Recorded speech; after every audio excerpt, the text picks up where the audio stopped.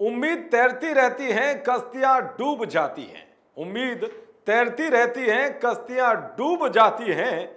कुछ घर सलामत रहते हैं, आंधियां जब भी आती हैं। बचा ले जो हर तूफान से, उसे आशा कहते हैं।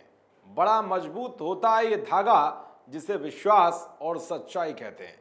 युधिष्ठिर उपाध्याय का आप सभी को नमस्कार। जो कट्टरपंथियों और वामपंथियों का झुंड कश्मीरी हिंदुओं के नरसंहार पर बनी फिल्म द कश्मीर फाइल्स को लेकर यह प्रोपेगेंडा फैला रहा था कि ये इस्लामोफोबिक है, लेकिन अब कश्मीर फाइल्स ऐसा कमाल करने जा रही है कि कट्टरपंथियों की जमात बिलबिला जाएगी और इन सब के मुंह पर ताला लग जाएगा। सबसे पहले आपको बताऊंगा कि यह फिल्म किस मुस्लिम देश में रिलीज होने जा रही है, जो हर तरह से काफी मजबूत है, जिसके बाद इस्लामोफोबिक का दुष्प्रचार करने वाले कट्टरपंथी बिलों में घुस जाएंगे। दूसरी खबर है कांग्रेस अध्यक्ष सोनिया गांधी से जुड़ी। जब लोकसभा में सोनिया गांधी ने सरकार के खिलाफ झूठ फैलाया तो गिरिराज सिंह और अनुराग ठाकुर ने सबूतों के साथ ऐसे घेरा कि कांग्रेसियों की बोलती बंद हो गई।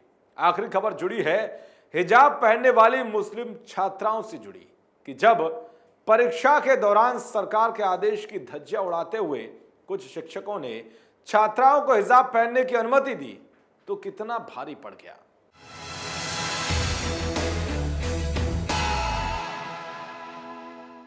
तो शुरू करते हैं आज का भौकाल टाइट। 1990 के दशक में कश्मीरी हिंदुओं के साथ जिहादियों ने जो कुछ भी किया, उस सच को दिखाने वाली फिल्म द कश्मीर फाइल्स कट्टरपंथी और वामपंथियों को चुभ रही है। इसीलिए वो इसके खिलाफ एक के बाद एक झूठ फैला रहे हैं। इसके बावजूद भी देश की जनता इस फिल्म को भरपूर समर्थन दे रही है और विदेशों में भी इस फिल्म को सराहा जा रहा है। जिस तरह से इस फिल्म ने बॉक्स ऑफिस पर चमत्कारी प्रदर्शन किया है, उससे तो बॉलीवुड गैंग में भी सन्नाटा छाया हुआ है, क्योंकि इस फिल्म ने बॉलीवुड और खान गैंग की कई फिल्मों का भी रिकॉर्ड तोड़ दिया है। अब ये फिल्म ऐसा कमाल करने जा रही है कि बॉलीवुड गैंग कट्टरपंथी और वामपंथियों की जमात भी सोच नहीं पाएगी, जो इनके मुंह पर कड़ा तमाचा जड़ने जैसा भी है। जी हां, अब यूएई और सिंगापुर में इस फिल्म को रिलीज किए जाने का रास्ता साफ हो गया है।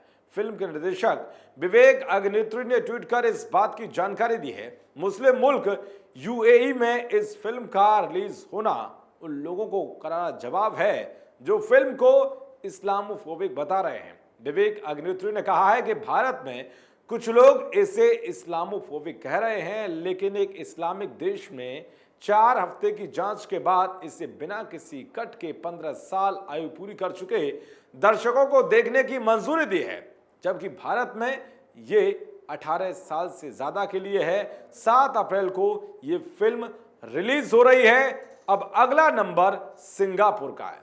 यूएई और सिंगापुर में द कश्मीर फाइल्स को सेंसर की मंजूरी मिलने के बाद फिल्म से जुड़े कलाकार और राष्ट्रवादी काफी खुश हैं। अभिनेता अनुपम खेर ने फिल्म के यूएई और सिंगापुर में रिलीज होने पर खुशी जताते हुए ट्वीट किया है कि हर हर महादेव, यूएई में द कश्मीर फाइल्स 7 अप्रैल को रिलीज होने जा रही है। यानी कि द कश्मीर फाइल्स फिल्म ने अब देश ही नहीं बल्कि विदेशों में भी भौकाल टाइट कर दिया है, क्योंकि अब यह फिल्म मुस्लिम मुल्क यूएई में रिलीज होने जा रही है।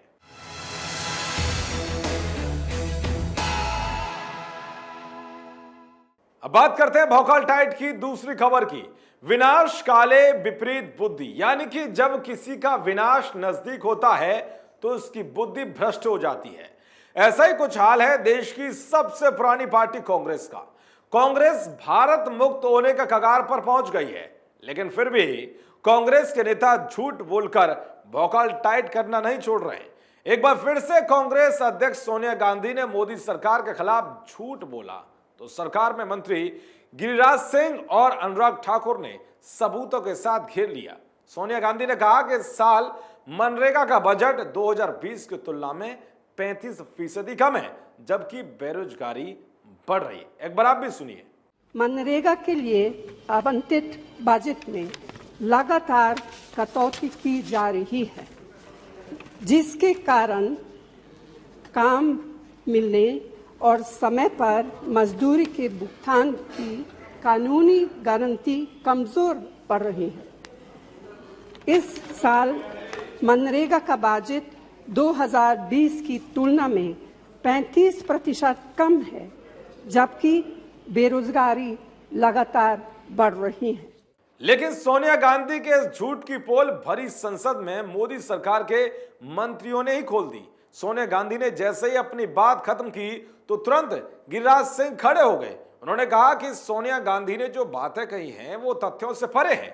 गिरिराज ने दावा किया कि 2013 से 2014 में सिर्फ 33,000 करोड़ बजट था, जिसे 1,12,000 करोड़ तक पहुंचा गया। गिरिराज सिंह के बाद फिर अनुराग ठाकुर खड़े हो गए। उन्होंने कहा कि कांग्रेस के कार्यकाल में सिर्फ भ्रष्टाचार के मामले आते थे। एक बार आप भी सुनिए।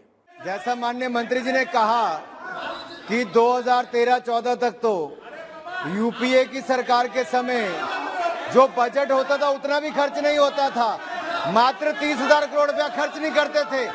लेकिन आपदा के समय मोदी जी की सरकार ने 1,00,000 करोड़ रुपए से ज्यादा का बजट का प्रावधान करके दिया था। मोदी जी की सरकार ने 1,11,000 करोड़ रुपया एक ही साल में दिया। इनके समय कभी नहीं हुआ। इनके समय केवल भ्रष्टाचार के आंकड़े जो मंत्री थे उनके भी क्षेत्र में आते थे। हमने जियो टैगिंग की शुरुआत भी की और इस पे कार्रवाई करने का काम भी किया। आज बटन दबाने से मनरेगा के कर्मचारियों के खाते में पैसा जाता है। ये नरेंद्र मोदी जी की सरकार ने प्रधानमंत्री जन धन योजना के खाते खुलवाए और मनरेगा के कर्मचारियों का पैसा उसमें जाने का काम भी हुआ है। यानी कि मोदी सरकार को बदनाम करने के लिए झूठ बोलकर भौकाल टाइट करने वाली सोनिया गांधी संसद में ही सबके सामने बेनकाब हो गई।